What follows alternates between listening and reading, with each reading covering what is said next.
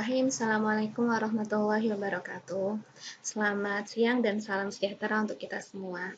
Pada kesempatan kali ini, seperti yang sudah Bu Yun janjikan, saya akan menjelaskan materi kita berikutnya di minggu ke-13, yaitu terkait mata kuliah proses.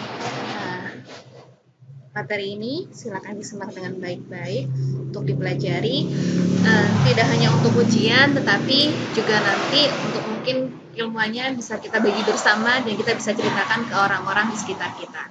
Bismillahirrahmanirrahim. Sebelum kita mulai, mari kita berdoa. Semoga diberikan kelancaran dalam memahami ilmu ini. Berdoa dipersilahkan. Berdoa dapat dicukupkan. Oke. Jadi materi kita pada pertemuan ke-13 ini adalah terkait pangan fungsional. Perlu kalian ketahui bahwa materi pangan fungsional ini baru saya sampaikan di mata kuliah Satpros kali ini. Karena sebelumnya memang di semester sebelumnya mata kuliah ini tidak saya tunjukkan, tapi memang mereka saya beri kakak kelas kalian, saya beri penugasan terkait inovasi produk. Nah, nanti mungkin kalian juga akan dapat tugas yang serupa, tetapi di sini saya coba untuk dalam hal itu kita coba bentuk lainnya dulu. Jadi saya informasikan terkait pangan fungsional ini dahulu sebelum nanti kalian akan ada penugasan terkait tugas akhir dari keseluruhan mata kuliah satuan proses ini. Tetapi tetap pada UAS-nya ya yang merupakan soal-soal.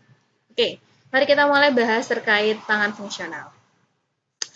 Sebenarnya apa sih pangan fungsional ini? Oke, sebelumnya materi kuliah ini saya dapatkan ketika Bu Yunita kuliah di IPB, di S2 waktu itu diajar oleh Nurhini Sri Palupi. Jadi ada beberapa slide memang yang saya ambil dari materi beliau. Oke, yang pertama adalah terkait definisi dari pangan fungsional. Pangan fungsional. Jadi pangan yang mempunyai fungsi gitu ya, sederhananya. Oke. Ini didapatkan dari European Commission Concerted Action on Functional Food Science in Europe. Jadi definisi ini dari Eropa. Gini, sebelum kita bahas lebih lanjut terkait pangan fungsional, mungkin kalian akan sadar ya, saat ini dengan adanya pandemi corona yang sudah mewabah di seluruh dunia, orang akhirnya mulai sangat peduli terhadap kesehatan. Padahal sebenarnya sebelum corona ini juga muncul masalah merebaknya permasalahan kesehatan seperti diabetes, seperti jantung koroner, stroke, kemudian juga hipertensi. Nah, ini sudah saya jelaskan ya di voice note saya yang waktu kita perkuliahan lewat BAG kemarin. Jadi adanya masalah-masalah kesehatan yang mana kita tuh nggak menduga kok tiba-tiba ada penyakit yang seperti itu ya, penyakit kesehatan yang kayak jantung koroner dan sebagainya itu. Padahal kita merasa kita baik-baik saja. Ternyata setelah ditelusur, penyakit-penyakit tersebut adalah tipe penyakit yang sebenarnya itu adalah efek beruntun dari pola hidup yang tidak sehat atau mungkin konsumsi pangan yang tidak tepat. Yang baru kemudian kita rasakan selang beberapa tahun kemudian.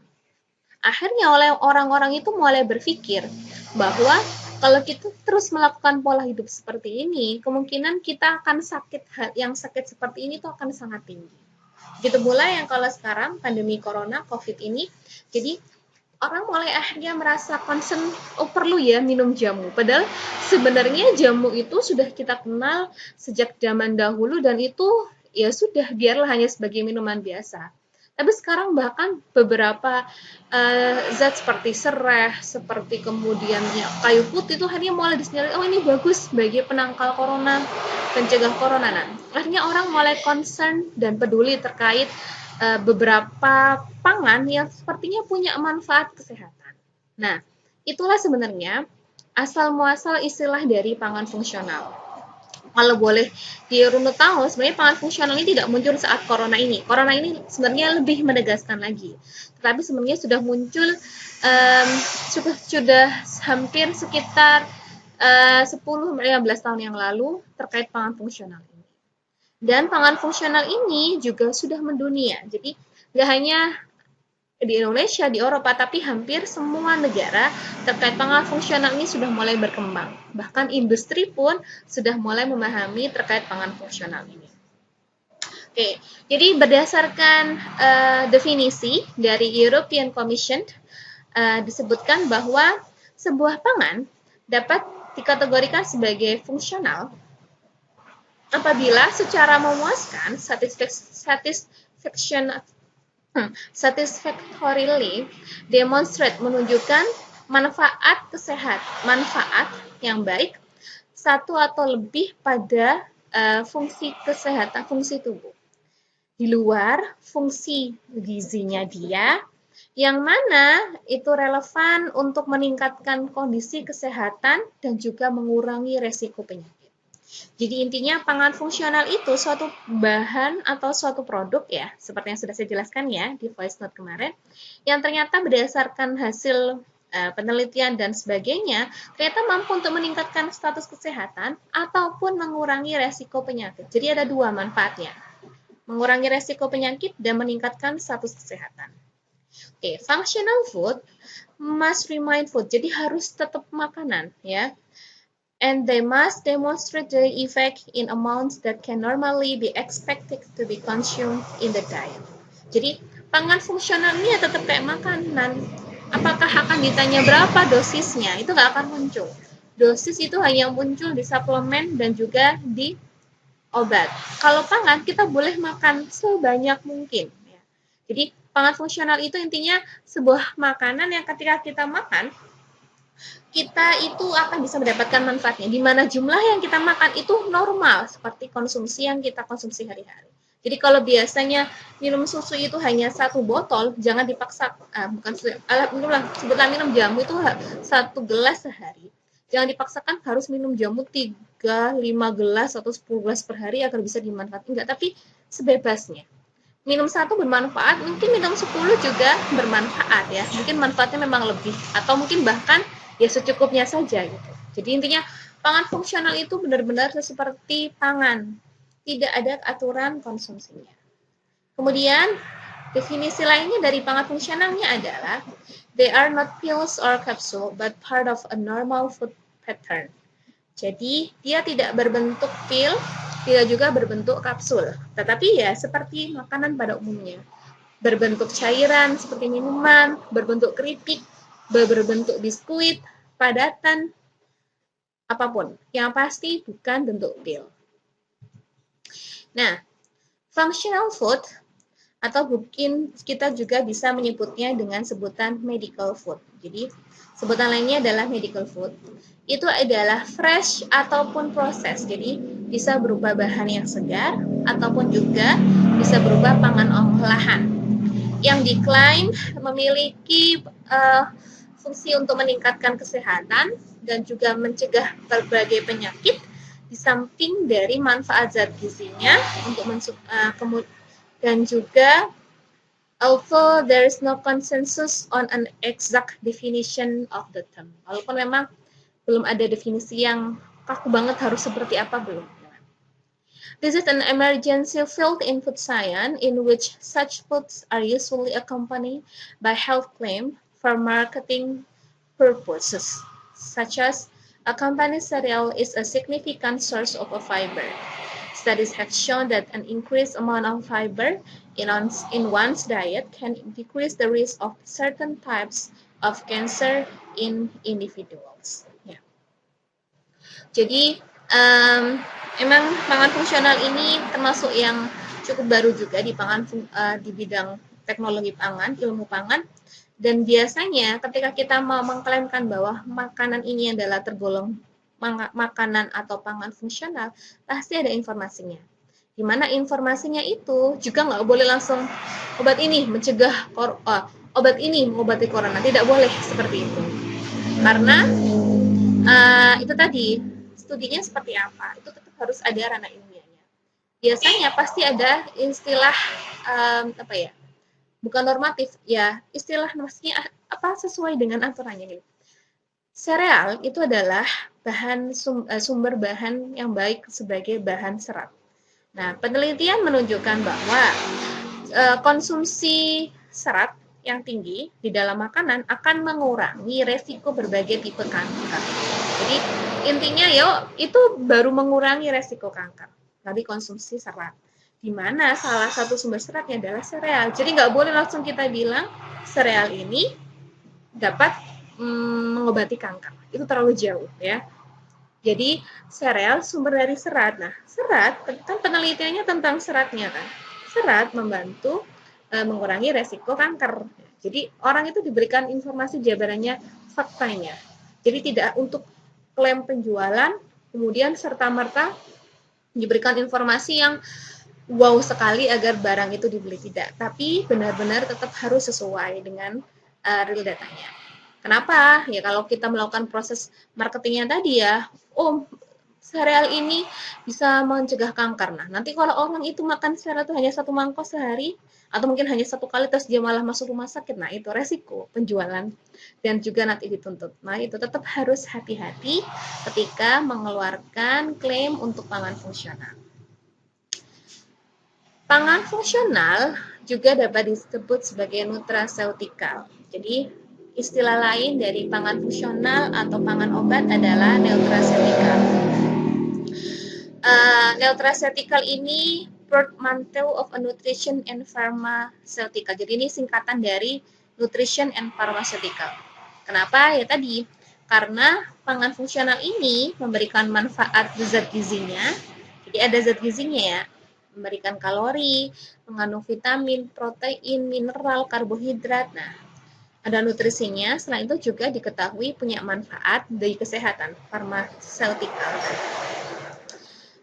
And can include food that has been genetically modified. Jadi pangan fungsional ini memang sangat lebar. Tidak harus pangan segar, boleh pangan olahan, bahkan dari pangan yang sudah mengalami modifikasi secara genetik.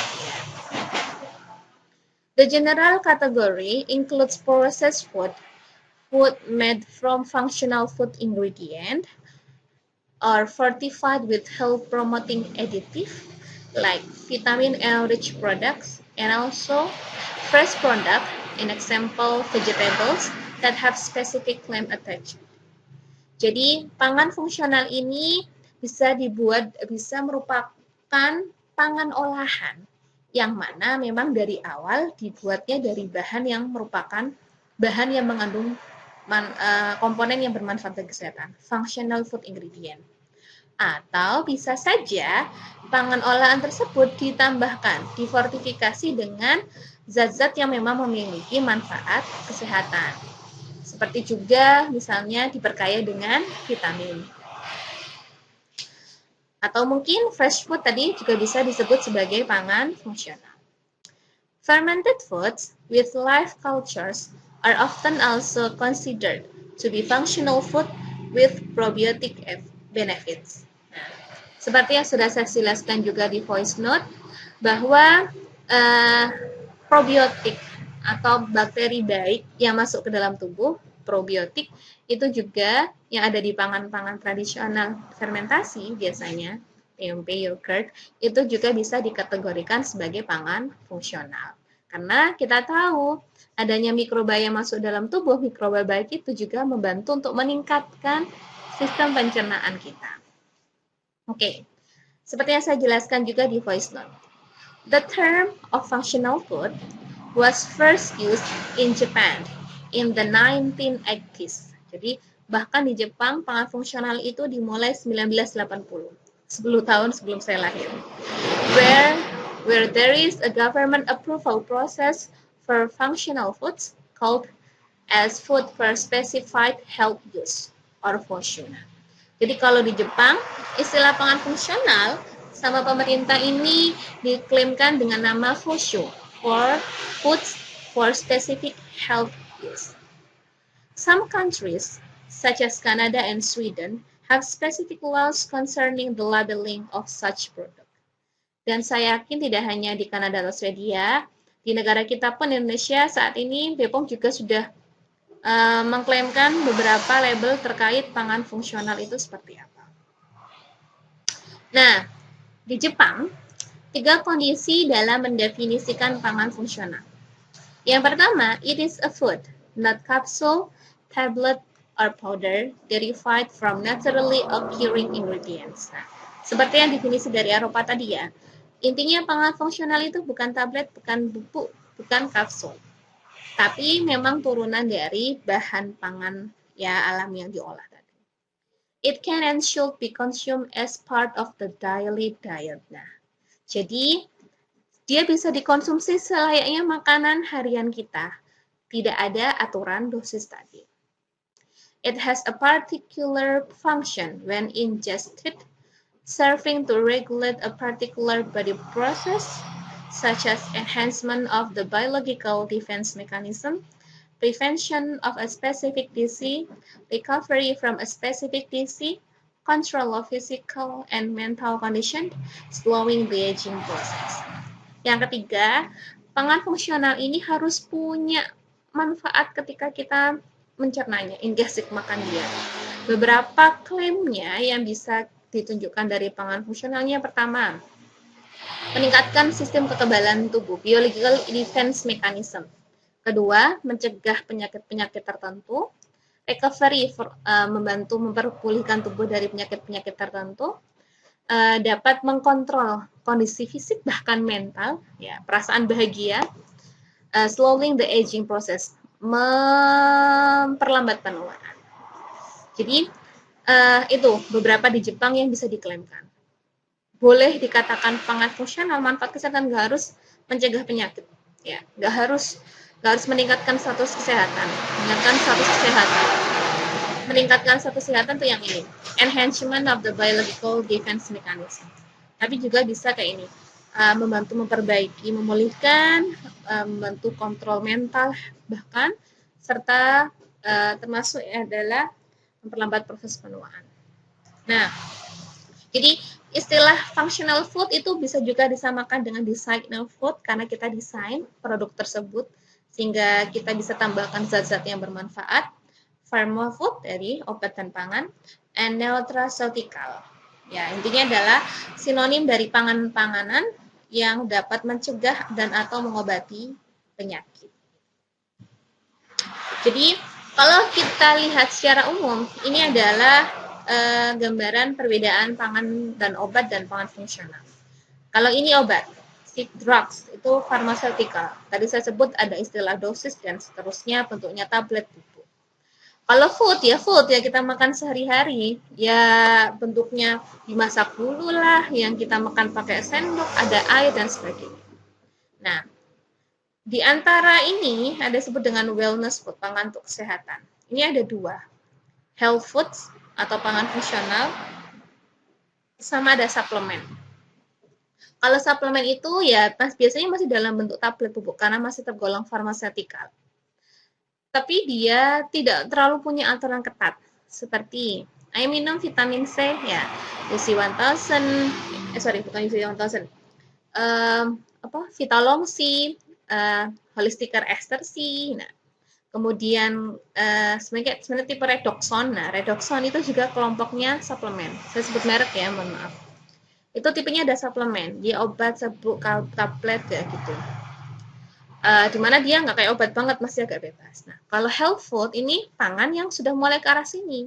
Dia mengandung beberapa zat dan ternyata dengan penelitian ini yang memang dia menunjukkan fungsi memberikan manfaat kesehatan.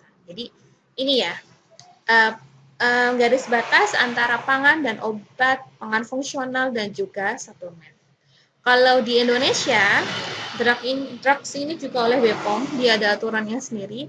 Suplemen mungkin kalian sering dengar ya kayak tolak angin, antangin, nah itu juga suplemen.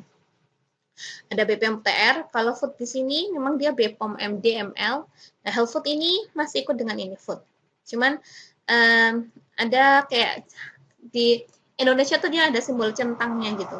Dia lebih baik sedikit memberikan manfaat kesehatan dibandingkan produk sejenis. Nah, itu klaim-klaimnya.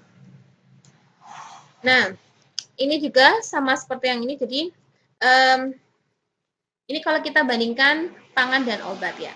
Jadi kalau ini ya, awalnya ini food itu memang tidak untuk profit ya, makanya kasarannya ya memang murah pangan itu ya. Dan dia hanya untuk manfaat nutrisi saja. Kemudian sekarang masuk ke health food, ya makan yang untuk kesehatan. Sekarang tidak hanya health well-being, tapi juga protection bahkan risk reduction untuk kesehatan. Nah, ini masuklah kategori functional food. Jadi mungkin kalian yang pernah ke salon kecantikan tuh ada produk-produk tertentu yang dia itu ternyata mengandung Q10 yang bagus untuk kulit. Atau termasuk mungkin kalau kalian klaim kan sekarang tuh banyak ya kayak snack tertentu yang dia klaimkan ini seratnya tinggi gitu kan. Selain membantu untuk dia juga dia mencegah kanker lah atau apa. Nah, itu juga bisa masuk di sini kategori ini. Jadi kalau sebelumnya tuh hanya ya klaim tadi ya kayak jamu itu pangan yang baik, tapi nggak ada ini untuk corona untuk apa. Nah, kalau udah ada klaim-klaim nyaris kesehatan ini masuk di functional food. Nah, ini ada batasan tadi yang saya sebutkan. BPOM ini sebagai obat, ini sebagai pangan. Kalau udah masuk di suplemen, ini sudah masuk di sini, hampir mirip dengan regulatory rule-nya, masuk obat, masuk juga herbs. Ya. Semakin ke sini, semakin dia menuju ke arah obat, yang semakin menunjukkan spesifiknya, pasti produk ini bisa memberikan nilai tambah. Ya. Jadi jangan kaget kalau misalnya gini, kalian jual roti itu mungkin hanya 1.000 misalnya satu keping. Tapi ketika kalian tambahkan serat, saya sebut ya simple saja ya. Kalian beli roti tawar utuh, roti tawar biasa, satunya dengan roti tawar gandum utuh ya. Cek harganya. Pasti harganya roti tawar yang dengan gandum utuh itu harganya lebih mahal. Roti tawar gandum utuh itu bisa juga masuk di functional food ataupun di natural health food ini. Oke, saya klaimkan sengaja. Harganya beda loh dan lebih mahal. Padahal kalau logikanya, ya ampun Bu, gandum utuh itu kan berarti dia penyosohan dari biji gandumnya tidak bersih. Harusnya saya juga termasuk makan limbah dong. Kenapa jadi mahal ya? Nah, ingat, justru yang namanya serat yang ada di kulit arinya gandum, whole wheat itu tadi, itu justru yang bermanfaat meningkatkan status kesehatan kita. Ya, jadi profit itu tidak harus selalu selaras. Ini kalau kalian belajar agroindustri ya. Bikin produk tidak harus selalu selaras dengan kalau prosesnya 2 kali dia makanya lebih mahal, enggak. Tapi kita lihat benefitnya. Apalagi manusia sekarang yang dia cari itu sebenarnya mahal tuh nggak masalah, asal kualitasnya bagus, asal manfaat kesehatannya juga tinggi. Jadi ini nanti bisa jadi kalian basic ketika kalian mau menciptakan produk baru, nanti ketika kalian dapat mata kuliah perencanaan produk P3B, nah itu salah satunya produk yang kalian harus ciptakan itu harus mempertimbangkan health benefit-nya. Harga tidak masalah, asal tadi logis sesuai pasaran. Tetapi health benefit-nya harus yang benar dong, sesuai dengan penelitian, sehingga konsumen akan terpuaskan. Rasa enak, manfaat kesehatan ada, mahal tidak masalah. Oke, nah ini yang kemudian dari BPOM tahun 2001. Ya, jadi BPOM mengeluarkan terkait pangan fungsional itu aturannya tahun 2001, sekitar 20 tahun lebih lama dari yang ada di Jepang, for sure. Jadi pangan fungsional adalah pangan yang secara alamiah maupun yang telah melalui proses pengolahan mengandung satu atau lebih komponen yang berdasarkan kajian-kajian ilmiah dianggap mempunyai fungsi fisiologis tertentu yang bermanfaat bagi kesehatan, disajikan, dan dikonsumsi layaknya makanan atau minuman, dan memiliki karakteristik sensori seperti penampakan, warna, tekstur, atau konsistensi, dan cita rasa yang dapat diterima oleh konsumen. Sama ya, seperti yang didefinisikan di Jepang dan juga negara Eropa. Boleh alami, boleh buatan, ada hasil kajian ilmiah, dikonsumsi layaknya makanan dan minuman, dan tadi punya tes ya kayak makanan, punya sensorinya. Oke, nah pangan fungsional tadi yang saya sebutkan bisa dari bahan yang memang punya manfaat atau kita kenal dengan namanya bahan fungsional. Jadi bahan fungsional itu bahan pangan yang memberikan manfaat kesehatan di samping zat gizinya. Ya tadi saya sebut gandum ya. Zat gizinya adalah karbohidrat untuk energi. Nah di kulit arinya ada serat. Kita nggak butuh serat sebenarnya. Tapi dengan adanya serat ternyata mampu meningkatkan status kesehatan kita. Tapi itu bahan fungsional tuh contohnya gandum utuh. Nah, komponen fungsional adalah komponen yang terdapat dalam pangan fungsional, ya, yang berdasarkan kajian ilmiah terbukti tidak membahayakan kesehatan dan dapat memberikan manfaat kesehatan di luar manfaat yang umumnya diberikan oleh komponen tersebut. Tadi contohnya serat pada gandum. Jadi serat itu dietary fiber, serat pangan itulah yang merupakan komponen fungsional. Bisa kita tambahkan dalam roti atau memang rotinya dibuat dari bahannya itu, sehingga roti gandum utuh itu disebut sebagai pangan fungsional. Nah, ini adalah beberapa data. Ini tahun 99 ya, masih awal di dunia, di Indonesia belum banyak, terkait pangan fungsional di dunia. Kalau dilihat, sektor yang paling banyak adalah kelompoknya ini, bakery dan sereal. Kelompoknya serat tadi, ready to drink cereal juga sama. Kemudian dari kelompoknya susu, bentuk probiotiknya, probiotik. Jadi di dunia waktu itu yang banyak tren pertama terkenalnya adalah dietary fiber dari serat sereal dan sebagainya. Lalu kemudian produk dari susu dalam bentuk probiotik. Nah, kalau lebih lanjut sebenarnya, kalian saya yakin juga sudah dengar istilah ini ya. Nah, istilah-istilah inilah adalah senyawa-senyawa yang bisa kita masukkan atau memang ada dalam pangan fungsional dan memang terbukti memiliki manfaat kesehatan. Apa sajakah komponen itu? Yang pertama, vitamin. Ya.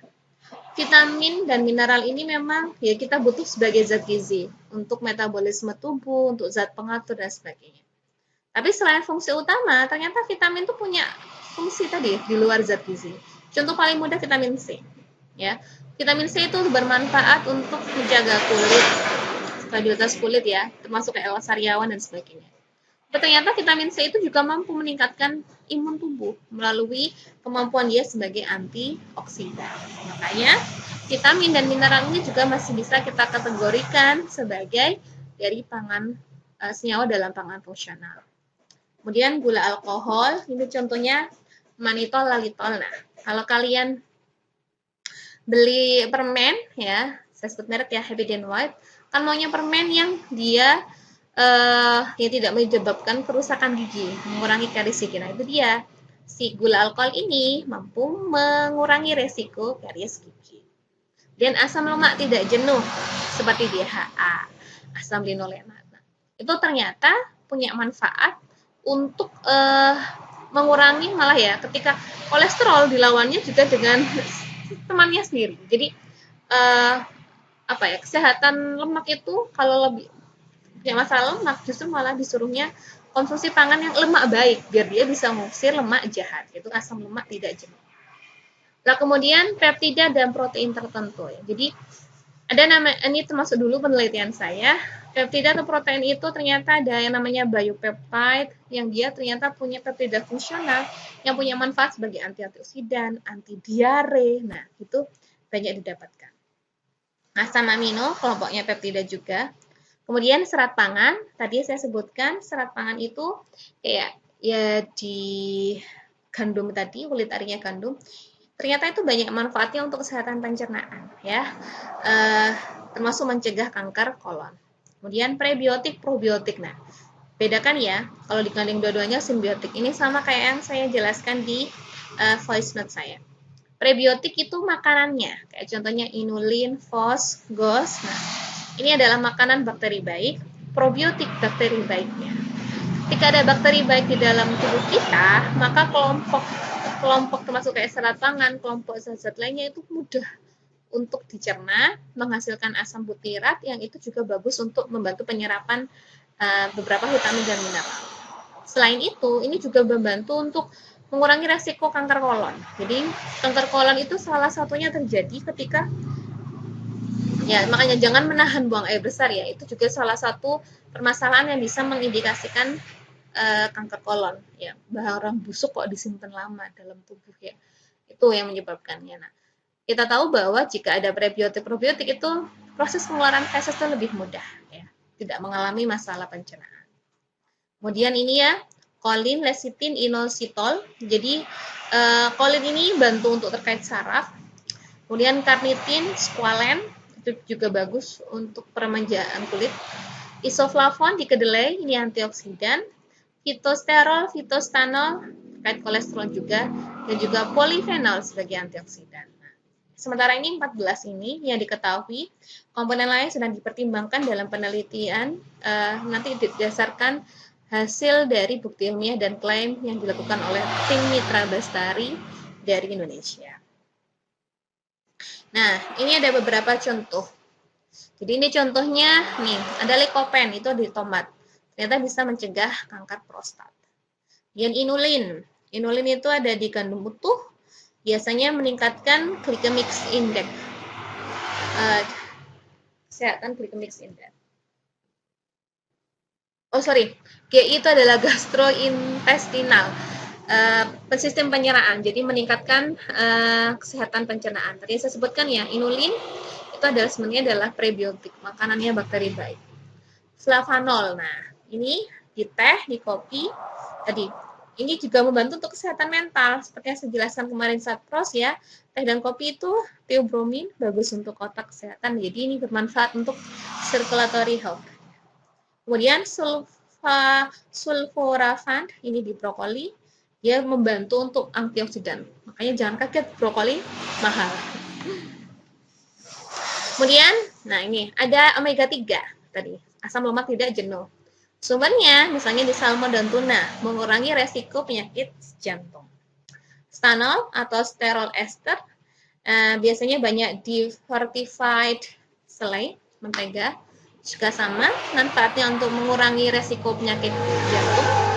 Isoflavon di kedelai bagus untuk kesehatan tulang, mencegah osteoporosis dan permasalahan menopause.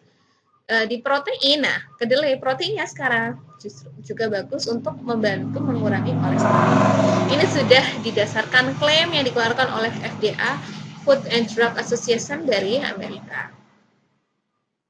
Nah, kebanyakan kalau kita lihat senyawa-senyawa yang bermanfaat tadi ya untuk kesehatan itu banyaknya, umumnya, walaupun tidak semua ya, tadi ada asam lemak, dan asam lemak juga ada dari tanaman ya. Itu sebenarnya kita sebutnya adalah sebagai fitokimia. Kenapa? Karena ternyata kalau kita pelajari lebih lanjut, banyak yang merupakan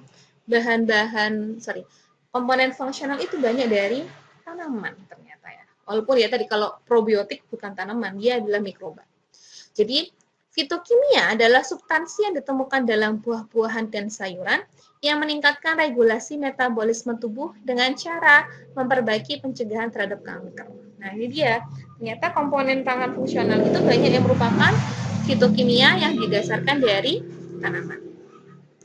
Di mana ini banyak dari tumbuhan dan merupakan senyawa bioaktif yang bermanfaat bagi kesehatan, bahkan bisa menurunkan risiko penyakit kronis.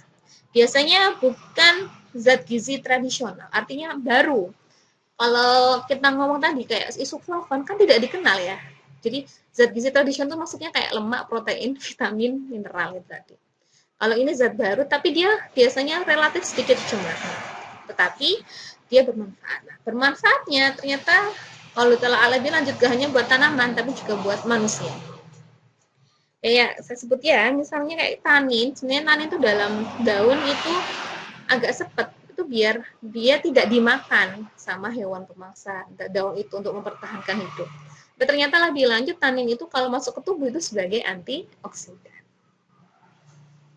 Nah, sebenarnya saya jelaskan lebih lanjut. Jadi kalau kita lihat lebih lanjut, permasalahan kesehatan di tubuh itu umumnya mungkin kalian pernah dengar ya.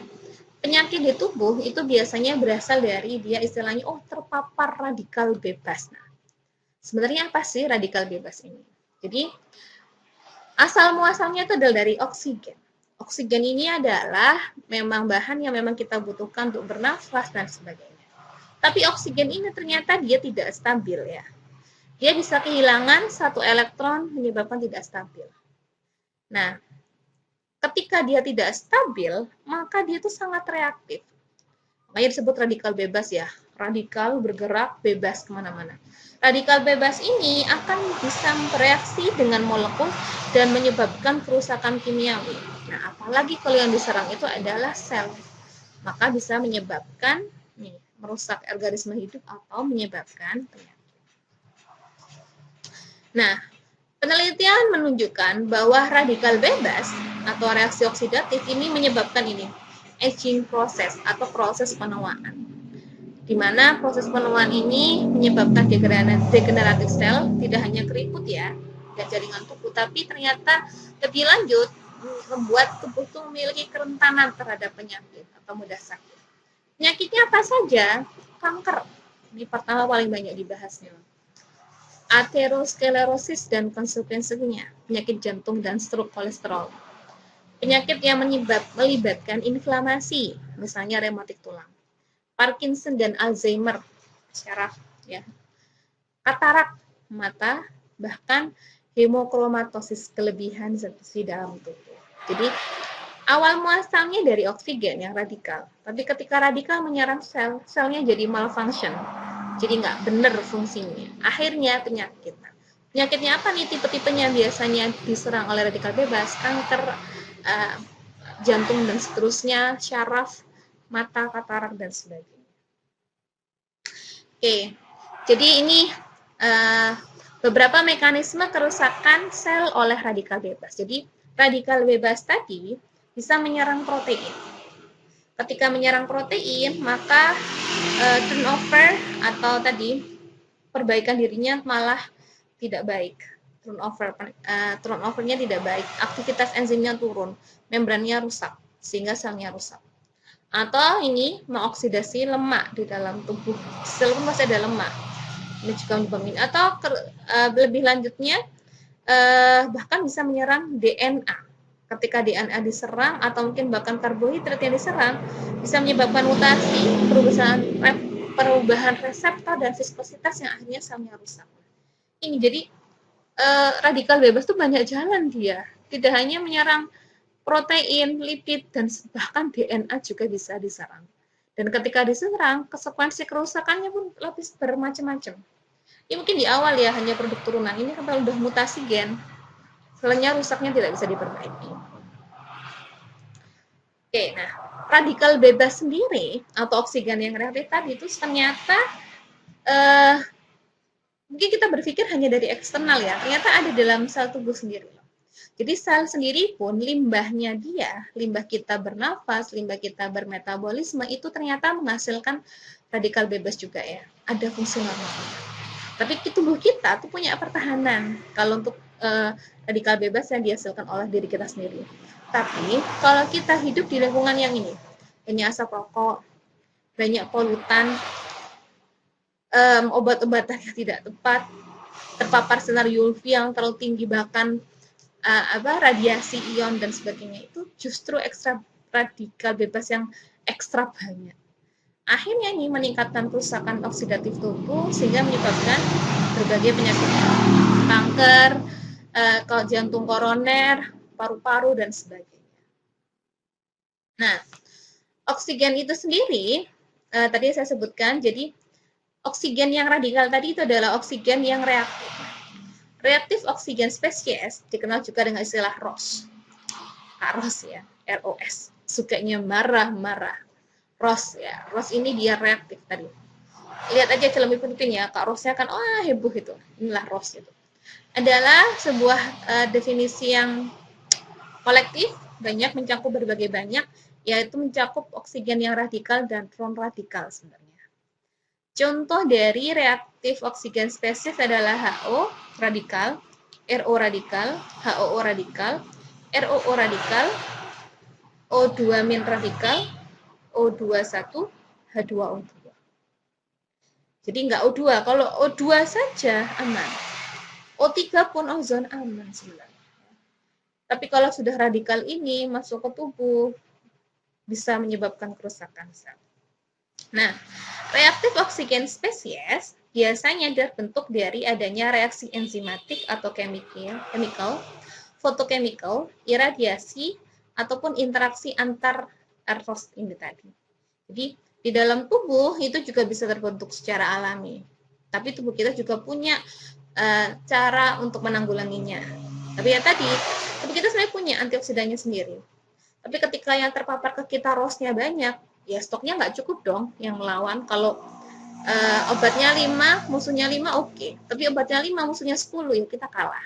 Itu tadi. Yang harus, makanya kita perlu adanya tambahan suatu zat yang bermanfaat bagi kesehatan kita dari luar dalam bentuk pangan fungsional. Nah, jadi ROS sendiri ini dari yang menyebabkan permasalahan tadi, aging disease tadi, itu bisa ke mata, menyebabkan katarak kulit, penuaan kulit, heart disease, penyakit hati, bukan sakit hati ya, penyakit hati, artritis, kesendi, asma paru-paru, otak, stroke, kanker multi organ,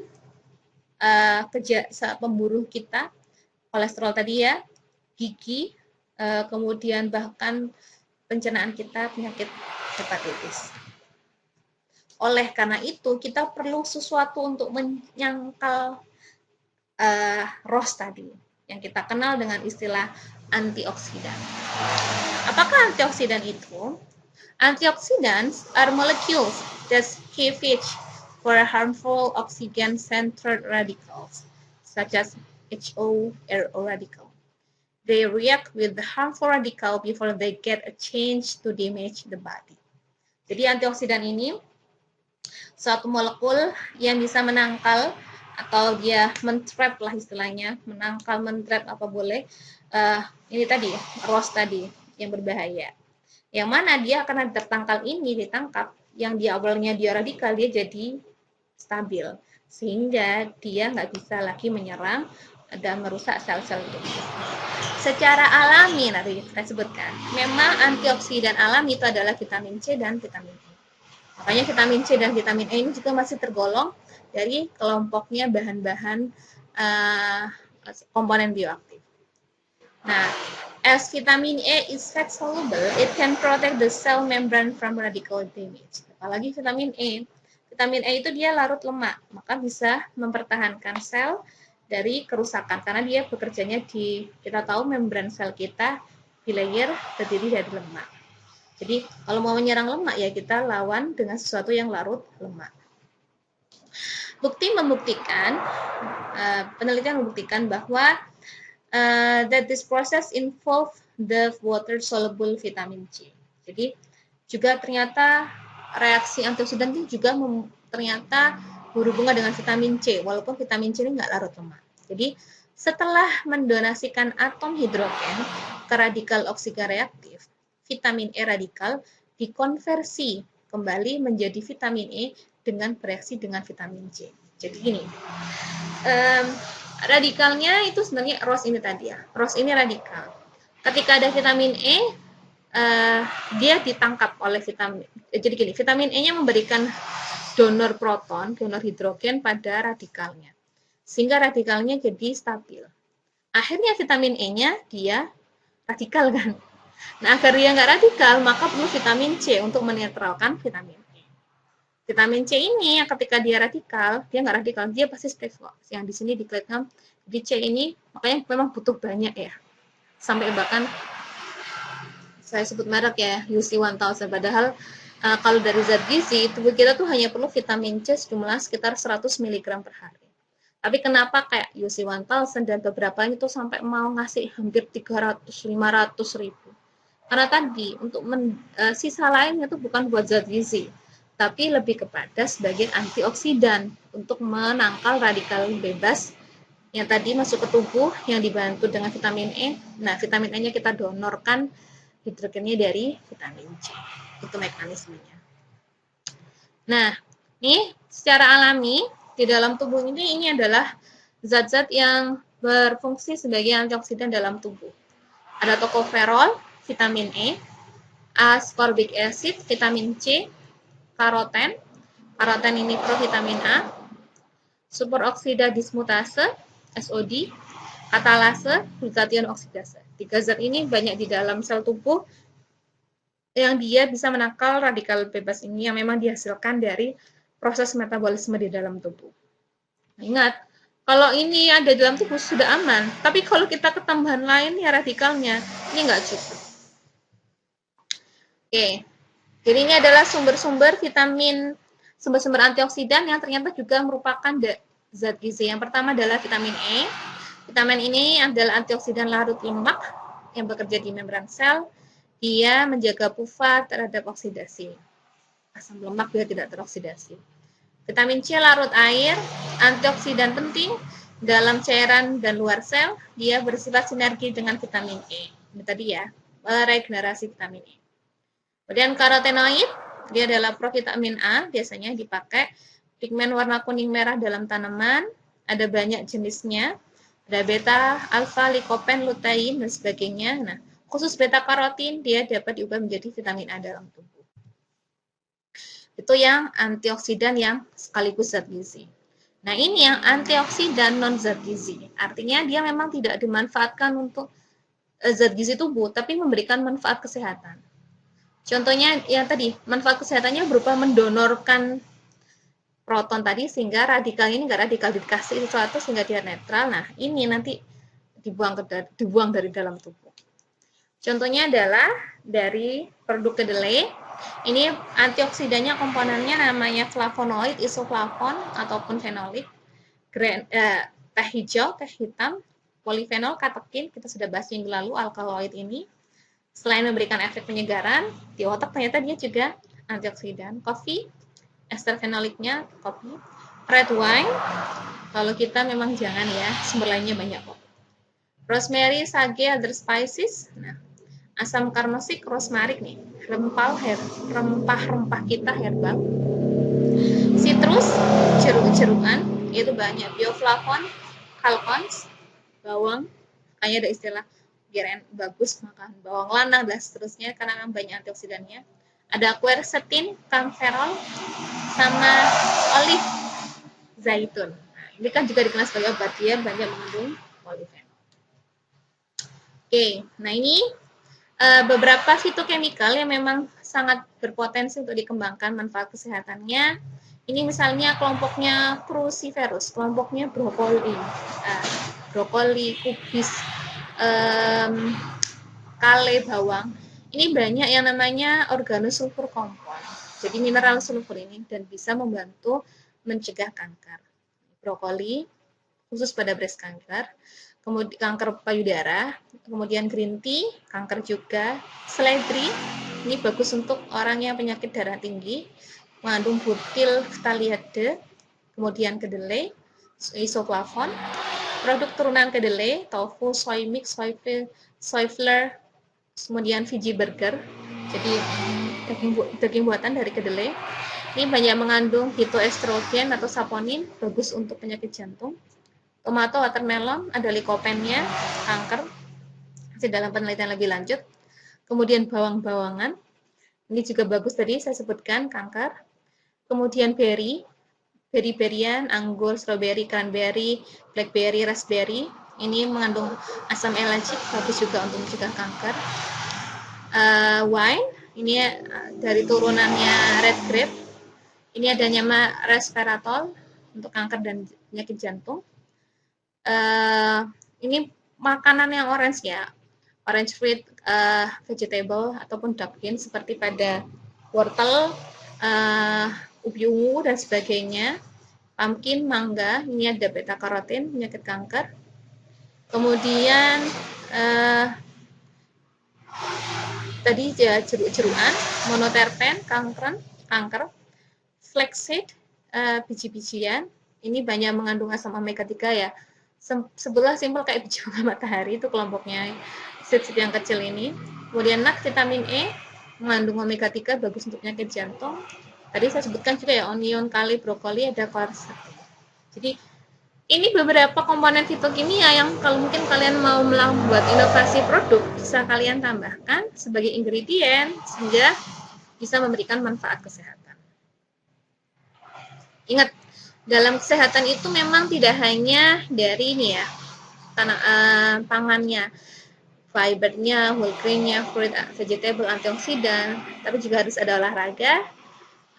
Terus kemudian jangan terlalu banyak stres, jangan jadi kaum rebahan, harus aktif nih, jauhi yang terkait lingkungannya asap rokok, kemudian lemak yang tidak baik, banyak garam, kurangi gula, garam, lemak, dan juga porsi makannya disesuaikan. Nah, sebagai tambahan, ini saya jelaskan dulu ini tesis saya di tahun ujian akhir tesis saya Kamis 30 Juni 2016. Ini adalah penelitian saya waktu S2 dulu. Jadi, aktivitas antioksidan, inhibisi lipase dan alfa milase pada tempe dengan pengasaman spontan dan pengasaman dengan penambahan hasil. Jadi, pangan fungsional di sini yang saya angkat adalah tempe.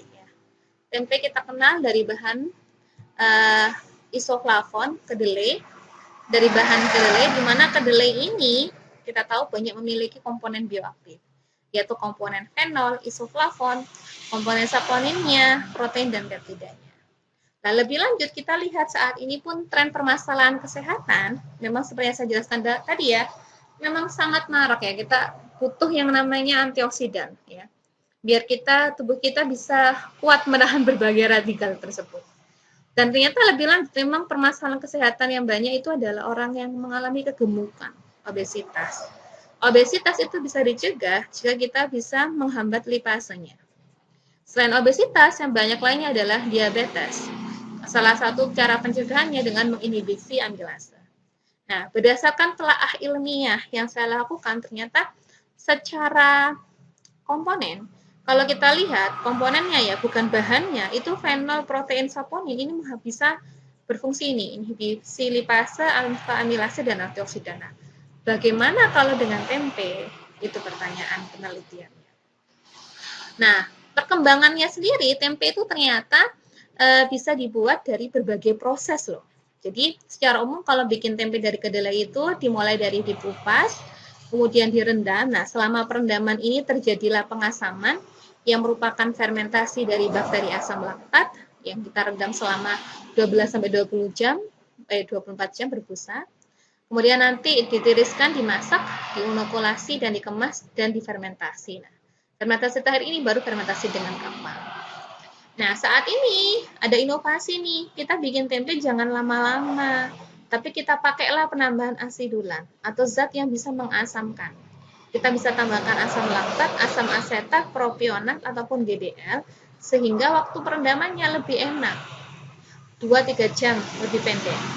Yang kedua, kemudian limbahnya dari perendaman ini karena nggak lama, nggak bau busuk dan enak, bisa digunakan ulang. Dan kondisinya pun akan kita kontrol. Kalau fermentasi spontan kan lama, kadang-kadang juga tidak berhasil atau kok lama ya, sudah 12 jam belum berbuih. Nah, itu kan tidak terkontrol tadi. Bahkan limbahnya juga tinggi, buruk di lingkungan. Nah, bagaimana?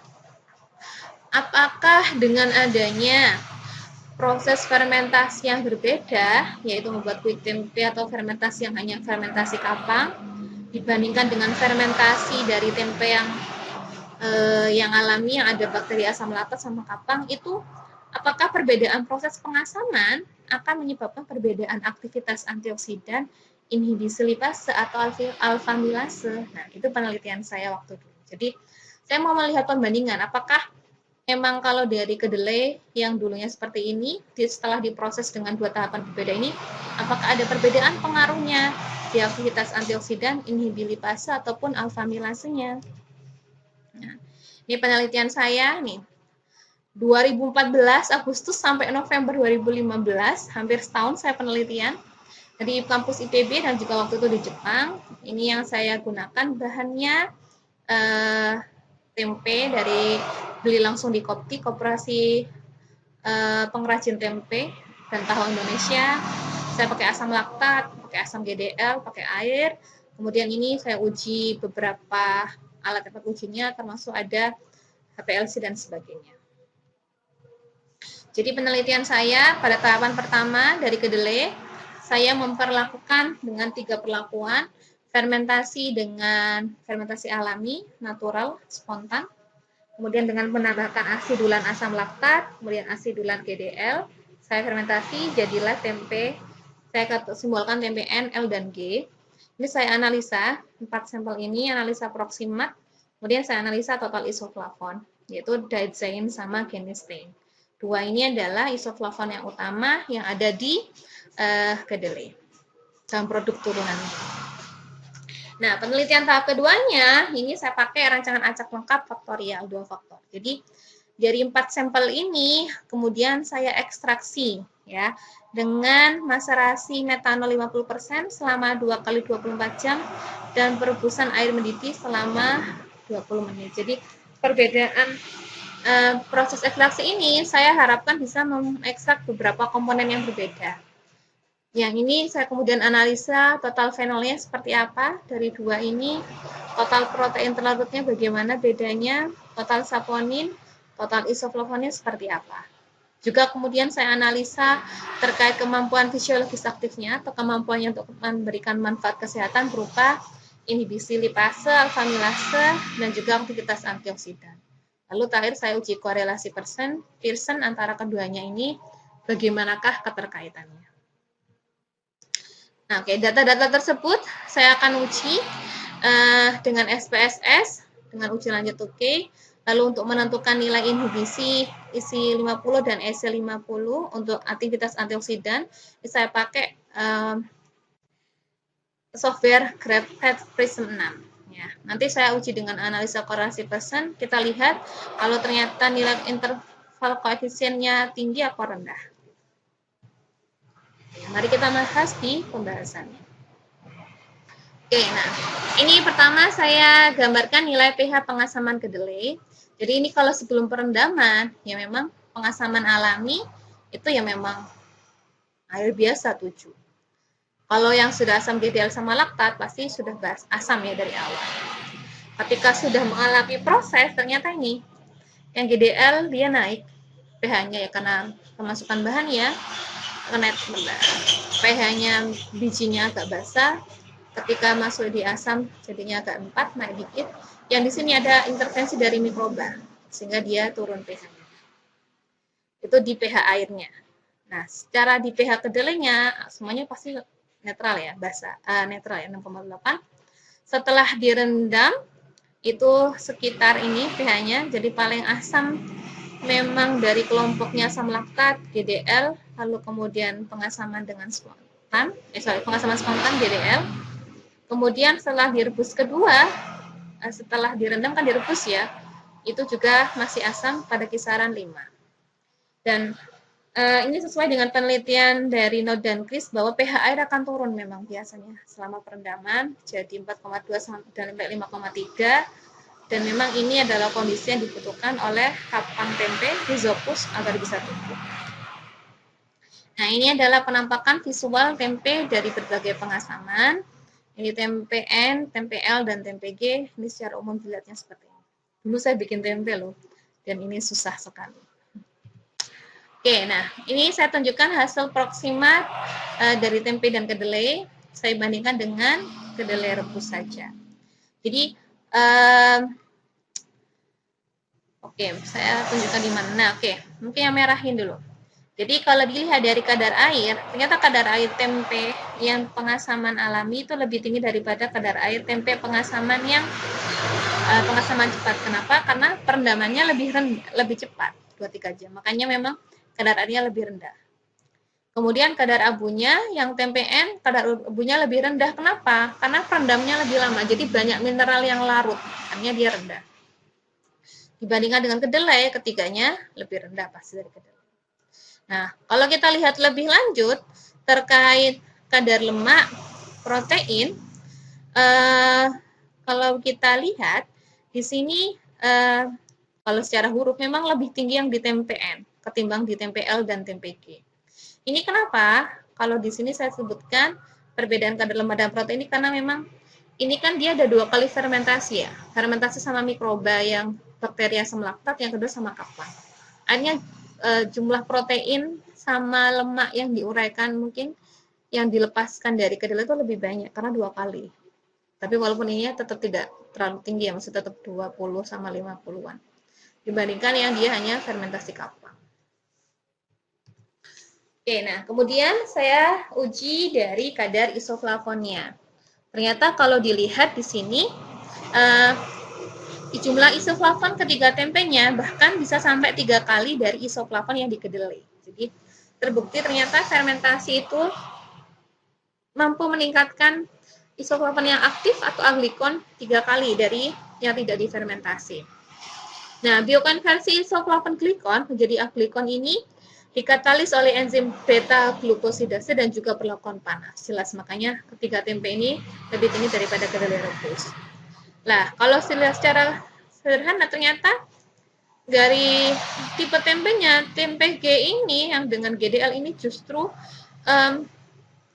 konversi aglikonnya lebih tinggi. Nah, ini mungkin yang perlu penelitian lebih lanjut. Kenapa kok dengan asam GDL lebih tinggi daripada laktat? Nah, kemudian, kita masuk ke data kandungan bioaktif ekstrak. Jadi, ini perbedaannya. Ini yang dengan metanol, ini yang dengan air mendidih. Kalau logikanya, kalau metanol ini berarti komponen yang larut di dalamnya, ada yang sifatnya non-polar, ada yang sifatnya polar. Adapun yang air mendidih, ini pasti yang sifatnya dia adalah polar semua. Nah, pertama dari total protein terlarut, bisa dilihat bahwa total protein terlarut tertinggi pasti dari yang air mendidih. Ya, karena di sini sifatnya banyak polarnya protein ini memang.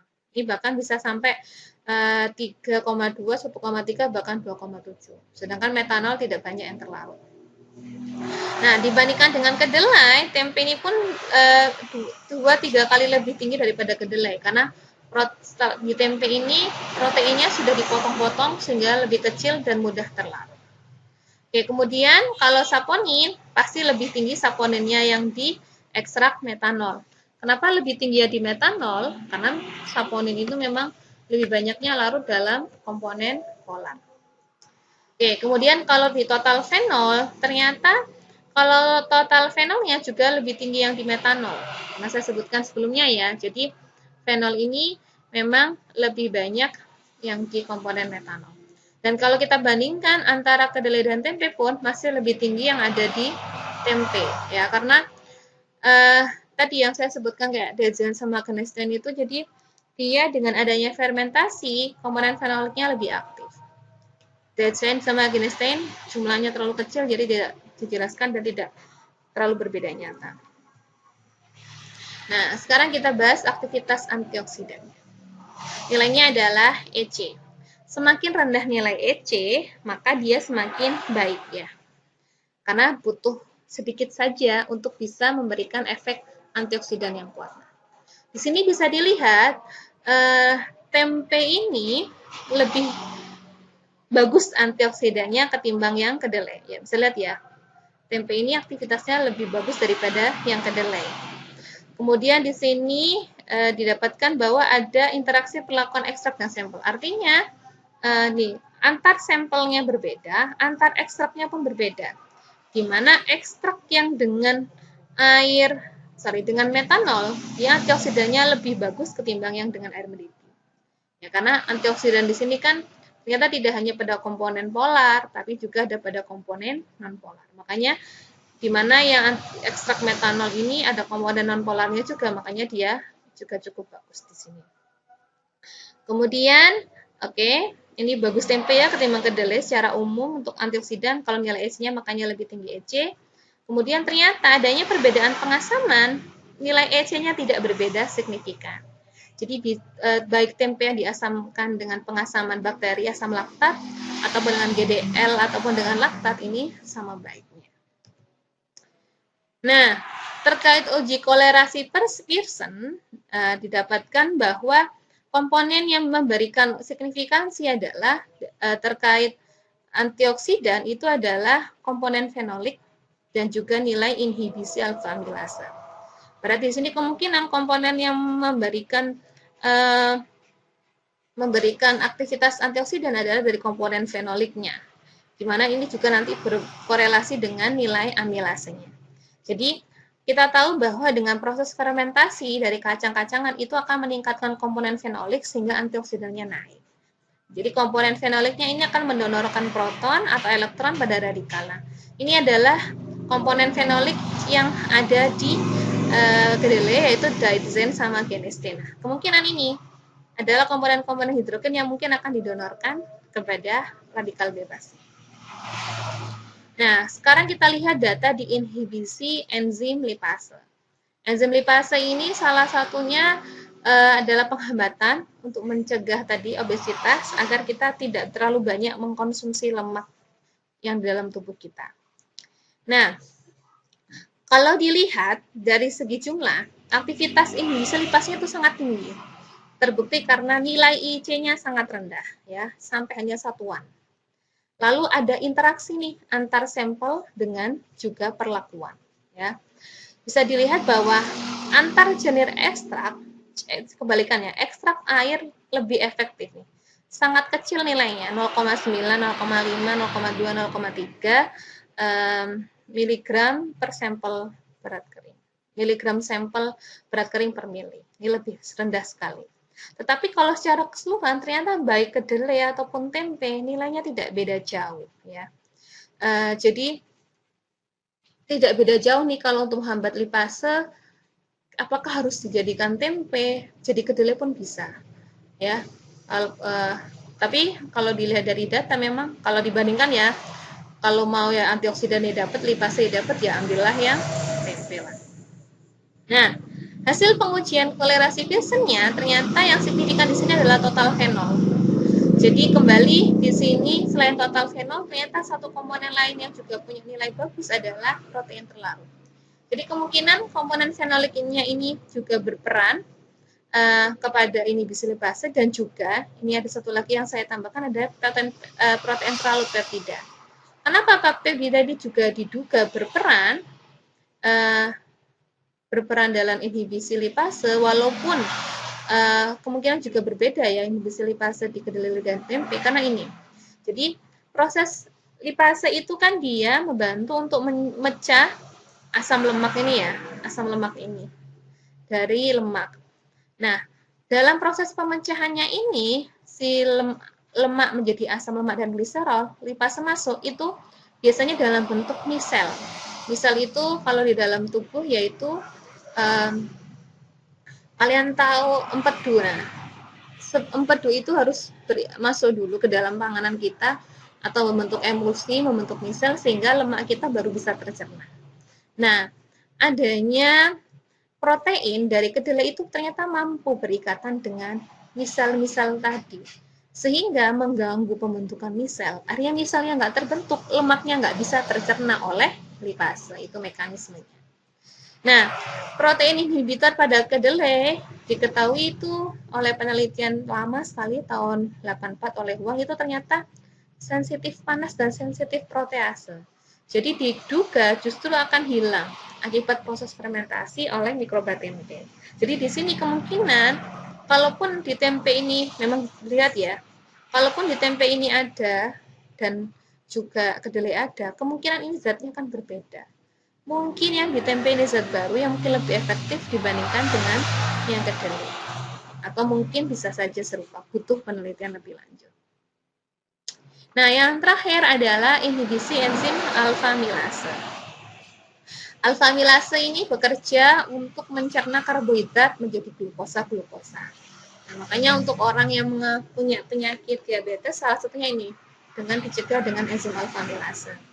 Ternyata kalau dilihat secara keseluruhan, lihat datanya nilai inhibisi alfa-milase itu sangat tinggi angkanya. Jadi sebenarnya tempe ini tidak terlalu berpotensi sebagai penghambat enzim alfa-milase. Oke, bahkan nilainya lebih tinggi sampai 1000 kali lipat dari lipase. Nah, antar perlakuan dan antar sampel juga ada interaksi. Kalau antar ekstraksi sebenarnya tidak terlalu berbeda jauh ya. Dengan air mendidih ataupun metanol tidak terlalu beda jauh bedanya ya. Dan bahkan kalau kita lihat sangat nilai IC50-nya kedelai lebih tinggi daripada tempe. Jadi kembali kedelai ini tidak terlalu efektif, lebih efektif tempe, walaupun secara umum juga kalau dibandingkan obat-obatan lain ini juga kurang berpotensi. Nah, lebih lanjut kalau diteliti ternyata nilainya korelasi persennya adalah pada aktivitas antioksidan. Jadi ada kemungkinan aktivitas antioksidan yang tinggi memberikan support juga ke aktivitas enzim amilase ataupun sebaliknya. Dan kembali komponen yang menunjukkan korelasi matematika adalah komponen fenolik. Jadi kemungkinan mekanisme yang terjadi adalah pengikatan sebagian pada sisi pengikat glukosa atau glukosida ataupun sebagian glukosa analog. Jadi si fenol ini, komponen fenolik di kedelai ini, dia bersifat sebagai glukosa analog sehingga menghambat kerja enzim amilase dalam mencerna pati-pati yang menjadi glukosa. Oke, jadi penelitian saya akhirnya berkesimpulan bahwa tempe itu lebih baik daripada kedelai, yang mana dapat meningkatkan aktivitas antioksidan dan inhibisi amilase. Lalu tempe ini memiliki kemampuan inhibisi lipase yang tinggi, seperti pada kedelai. Tempe dengan pengasaman fermentasi spontan dan pengasaman asidulan memiliki aktivitas antioksidan serta inhibisi lipase dan amilase yang sama. Jadi ternyata perbedaan proses pengasaman tidak terlalu beda nyata. Jadi kalau dilihat, kalau mau lebih cepat, tempe pengasaman cepat pun masih tetap aman, nilai gizinya juga oke, manfaat kesehatannya juga oke. Kalau tempe alami juga oke, jadi bisa dua-duanya. Oke, demikian kuliah saya hari ini. Saya jelaskan terkait pangan fungsional, saya jelaskan terkait aktivitas antioksidan, juga penelitian saya. Semoga bermanfaat. Terima kasih. Oke, saya akan jelaskan terkait penugasan. Oke, saya akan berikan penjelasan terkait penugasan kalian yang harus kalian kerjakan sebagai tugas akhir dari mata kuliah satuan proses ini. Jadi, kalian masing-masing orang harus membuat sebuah inovasi produk berbasis agroindustri dengan berdasarkan prinsip-prinsip pengolahan dan atau materi-materi yang telah saya sampaikan. Selama mata kuliah Sapros ini, mulai dari awal kemarin yang terkait karbohidrat, terkait protein, terkait lemak, alkaloid, teh dan sebagainya, kemudian fragrance, flavor, teknologi fermentasi, dan juga di pangan fungsional ini. Jadi, kalian semua sekelas ini harus beda produk inovasinya. Saya berikan contoh, tahun lalu misalnya kakak-kakak kelas kalian itu, misalnya ada yang membuat terkait teh dari daun bidara misalnya, atau kemudian ada yang membuat inovasi terkait produk kue berbasis bahan pati-patian non tepung terigu. Nah, kalian juga hari ini sudah saya berikan terkait informasi untuk pangan fungsional. Jadi saya sarankan nanti ide inovatifnya juga bisa dihubungkan terkait produk tersebut untuk manfaatnya seperti apa. Jadi tidak hanya memang dipilih produk itu karena dia bisa memberikan nilai tambah, tetapi juga salah satunya nilai tambah yang bisa kalian tunjukkan adalah untuk manfaat terkait kesehatannya atau menjadi pangan fungsional. Ataupun kalau tidak pangan fungsional, jadi kakak kelas kalian juga dulu pernah bikin spray. Nah, aromaterapi atau sebagainya sebagai kelompoknya fragrance juga boleh. Jadi, tentukan topik dan idenya selama seminggu ini. Nanti kalian akan saya berikan waktu 1 kali kesempatan untuk diskusi dengan saya atau bimbingan. Dan nanti penugasannya akan dikumpulkan pada saat minggu UAS. Adapun kalian di UAS tetap akan ada ujian tulisnya. Dalam hal ini adalah ujian lewat Google Classroom. Nah, nanti outputnya adalah kalian harus membuat makalah yang pertama. Yang kedua, yaitu membuat bukan saya tarik guys, nggak usah makalah guys. Yang tugasnya adalah dari ide kreatif inovatif tersebut adalah dibuat dalam bentuk poster. Jadi serupa kayak poster penelitian gitu yang terkait ide topik kalian tadi. Tapi kan memang kalian hanya berdasarkan telah ilmiah. Jadi kalian bisa gunakan sumber-sumber informasi yang ada. Di situ nanti kalian bikin poster. Posternya ini kemudian kalian harus postingkan di feed IG kalian. Lalu kemudian diberikan hashtag tertentu, jangan lupa di tag di posternya akun Bu Yunita Instagram. Nanti akan saya beri nilai. Jadi poster terbanyak untuk like, yang pertama terbanyak untuk like. Yang kedua adalah the best 3 poster terbaik. Bisa saja yang like ini juga yang terbaik ataupun berbeda. Ya. Jadi tugasnya untuk tugas akhirnya adalah membuat inovasi kreatif produk berbasis agroindustri dengan berdasarkan keilmuan. Jadi kalian bebas milih mau yang produk berbasis karbohidrat, lemak, protein, fermentasi, alkaloid, flavor, fragrance, dan harus berbeda-beda tiap orang. Kalian bikin inovasinya, bisa diklaimkan untuk pangan fungsional juga. Nanti kalian bikin posternya.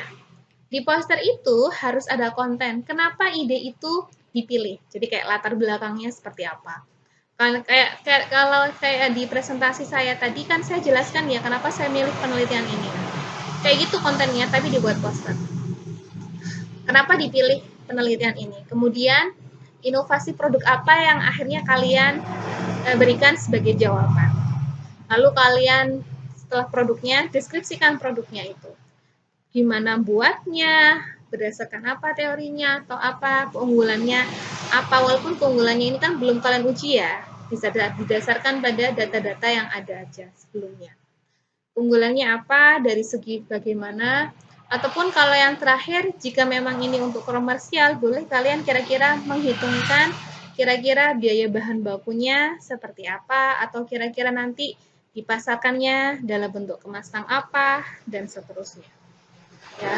Baru kemudian nanti kesimpulannya adalah produk inovasi ini diharapkan bisa menyelesaikan tadi permasalahan atau latar belakang yang kalian tadi tuliskan di bagian awal. Nanti di posternya selain urutan tadi juga harus ada terkait kayak nama, NIM, mata kuliah apa, kemudian logonya WISI. Format posternya saya bebaskan, asal harus ada itu tadi ya. Ada TIN-nya, ada logo isi dan sebagainya. Nanti di IG, biar sekaligus ya mempromosikan IG kita, nanti di-tag juga di IG-nya AIT atau Himatrian, IG saya, dan sebagainya. Oke, kira-kira itu gambarannya. Ini akan saya posting malam ini. Ini hari Rabu ya. Nanti hari Kamis, saya harapkan Rabu malam ini juga kalian bisa tonton. Jadi hari Kamis, waktu kuliah besok, kalau selain saya kasih materi baru, materi terakhir ya, kalian juga boleh bertanya terkait penugasan ini. Dan minggu depan, di week yang ke-15, itu tidak ada kuliah materi, tapi kalian, saya akan berikan jadwal secara personal untuk konsultasi dengan saya, bisa lewat hangout meeting atau lewat BAG terkait ide kalian yang mau kalian bahas untuk jadi tugas akhirnya dari mata kuliah Satuan Proses. Oke, mungkin itu kuliah Bu Yunita. Mohon maaf jika ada kekurangan dan salah. Mari kita tutup dengan berdoa. Semoga kita semua diberikan kesehatan, ilmu yang bermanfaat, kebaikan di dunia wal akhirah. Berdoa menurut agamanya masing-masing dipersilakan.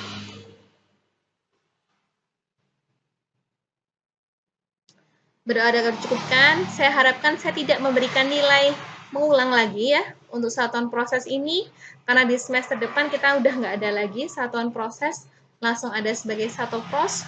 Jadi saya harap kalian nggak perlu ngambil ulang lagi semuanya ini dalam mata kuliah baru satu pros. Saling diingatkan temannya, walaupun berjauhan tetap dekat di hati.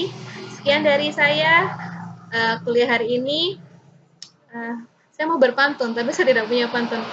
Kalau ada sumber di ladang, boleh kita menumpang mandi. Kalau ada umur panjang, boleh kita berjumpa lagi. Sekian dari saya, terima kasih. Assalamualaikum warahmatullahi wabarakatuh.